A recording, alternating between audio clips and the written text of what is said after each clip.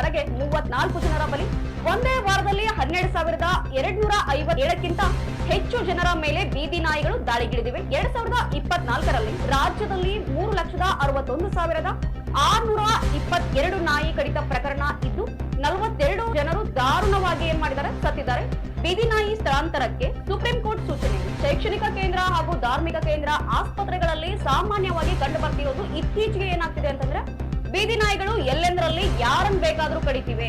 Court ಈ ಮುಂಚೆನೆ ಸೂಚನೆಯನ್ನ ನೀಡಿತ್ತು, ಸಾರ್ವಜನಿಕರಿಗೆ ಯಾವುದೇ ಹಾನಿಗಳು ನಾಯಿಯಿಂದ ಆಗಬಾರ್ದು, ಅದಕ್ಕೆ ಸಪರೇಟ್ ಆದ ವ್ಯವಸ್ಥೆಯನ್ನ ಮಾಡಿ ಅಂತ. ಆದ್ರೂ ಸರ್ಕಾರ ಇಂದಿಗೂ ಕೂಡ ಎಚ್ಚೆತ್ತುಕೊಳ್ತಿಲ್ಲ. ಸಾಕಷ್ಟು ಒಂದು ಅನಾಹುತಗಳಲ್ಲಿ ಇತ್ತೀಚೆಗೆ ಕಂಡು ಬರ್ತಿರೋದು ಅಂತಂದ್ರೆ ನಮ್ಮ ವಿಜಯವಾಹಿನಿ ನ್ಯೂಸ್ ಚಾನೆಲ್ನಲ್ಲಿ ಪ್ರಮೋಷನ್, ಜಾಹೀರಾತು, ಅಡ್ವರ್ಟೈಸ್ಮೆಂಟ್ ನೀಡಲು ಸಂಪರ್ಕಿಸಿ 9535808456.